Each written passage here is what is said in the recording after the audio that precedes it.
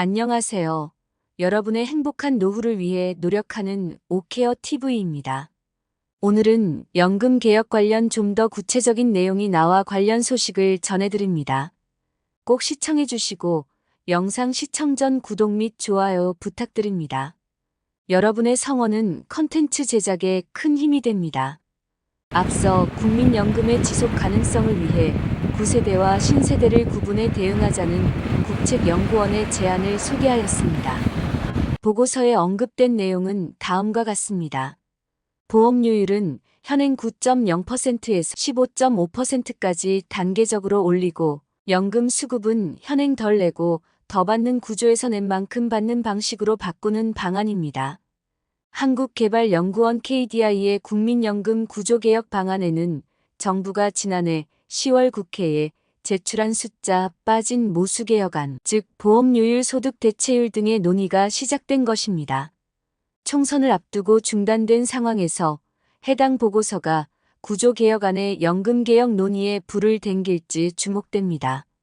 KDI는 먼저 기대수익 비율, 즉 원금이 모두 보장되는 완전 적립식 신연금 제도를 도입하자고 제안했습니다. 연금 개혁이 이뤄지는 시점부터 국민이 내는 모든 보험료를 새로운 기금으로 적립해 연금을 지급하는 방안입니다. 그러면서 기대수익비가 1 이상인 구연금, 기금도 동시에 운용해야 한다고 주장했습니다. 두 기금 계좌에 보험료를 냈다면 연금도 각각 받게 되는 것입니다. 급여 지급 총액을 충당하지 못해 발생하는 재정 부족분은 정부의 일반 재정으로 채우는 방안을 제시했습니다.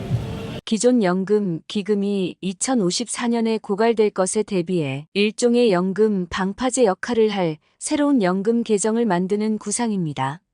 KDI 연구위원은 이런 모델이라면 신연금 보험료율을 현행 9%에서 15.5%까지만 올려도 현행 40%의 소득 대체율, 즉 생애 평균 소득 대비 연금 수령액 비율을 유지할 수 있다고 말했습니다. 이어 구연금 재정 부족분은 올해 기준 GDP의 26.9%인 609조 원으로 추산됐고 개혁이 5년 뒤에 이뤄지면 부족분은 869조 원으로 불어난다며 속도감 있는 연금 개혁의 필요성을 강조했습니다. 하지만 KDI의 제안은 기대수익비 1만 보장한다는 측면에서 연금, 보험료율 인상에 대한 국민적 공감대를 얻기 어려울 것이란 시각이 지배적입니다. 현재 보험료율 9%는 1998년 이후 27년째 그대입니다. 공적 연금이 낸 만큼 받는 구조가 된다면 사적 보험과 다를 바 없다는 비판도 제기될 수 있습니다. 또 구연금 재정 부족분을 메우는 데 투입되는 일반 재정이 혈세나 국채 발행으로 조성되는 건 사실상 증세 효과만 낼 것이란 지적도 나옵니다. KDI는 국채 발행은 미래 세대에 부담이 되지만 세수 확대와 지출, 구조 조정을 통한 재정 확보는 연금을 많이 받는 현 세대도 일부 부담을 져야 한다고 밝혔습니다. 추가로 이번 연금개혁 의제에는 기초연금에 대해서도 구조개혁 대상에 포함됩니다. 윤석열 대통령은 대선 당시 기초연금 40만 원으로 인상을 공약했지만 구체적인 시기 및 방향은 제시하지 않았습니다. 다만 조규홍 보건복지부 장관은 23년 11월 기초연금과 국민연금은 같이 봐야 한다면서 모수개혁과 구조개혁을 함께 다뤄야 한다고 했습니다. 기초연금 제도는 10년이 지나면서 문제점이 노출되고 있습니다. 심각한 노인 빈곤 완화에는 도움이 됐지만 65세가 되어 새롭게 노인이 되는 사람들이 과거보다 자산을 많이 보유하고 있고 국민연금 수급자도 많아 소득 수준이 높아지고 있다는 점이 주로 지적을 받고 있습니다. 이 때문에 소득 하위 70%를 가르는 소득 인정액이 크게 높아졌습니다. 2014년에는 단독가구 기준으로 기초연금을 받으려면 부동산과 금융자산, 국민연금 소득 등으로 산출한 선정 기준액이 87만 원이었는데 올해는 213만 원으로 10년 만에 144.8% 늘었습니다. 올해는 부부 기준 금융자산이나 다른 소득이 없다면 서울 핵심 입지 대장 아파트를 소유하고 있어도 기초연금을 받을 수 있을 정도입니다.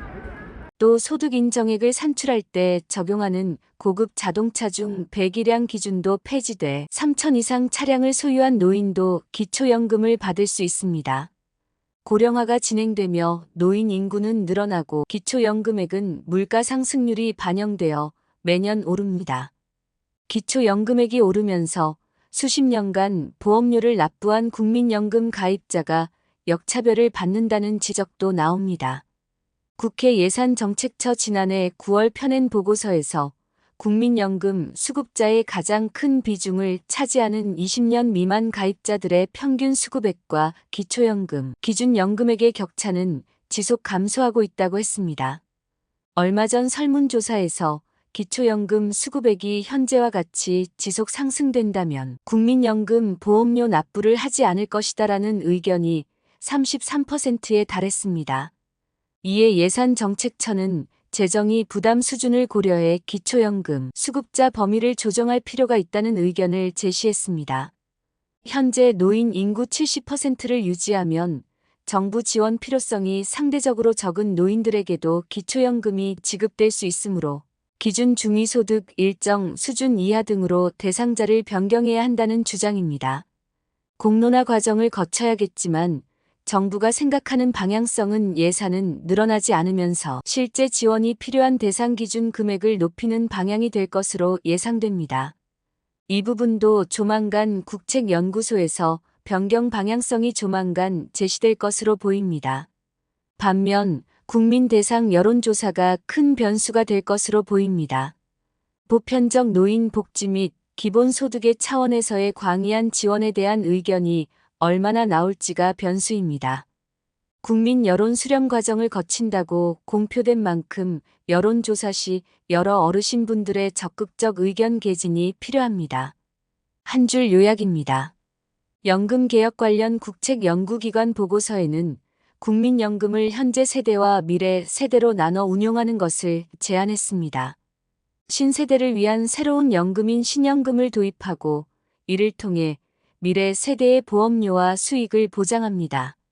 현재 기금 고갈이 우려되는 상황에서 새로운 연금 도입으로 재정적 부담을 2046년부터 점차적으로 줄일 수 있습니다.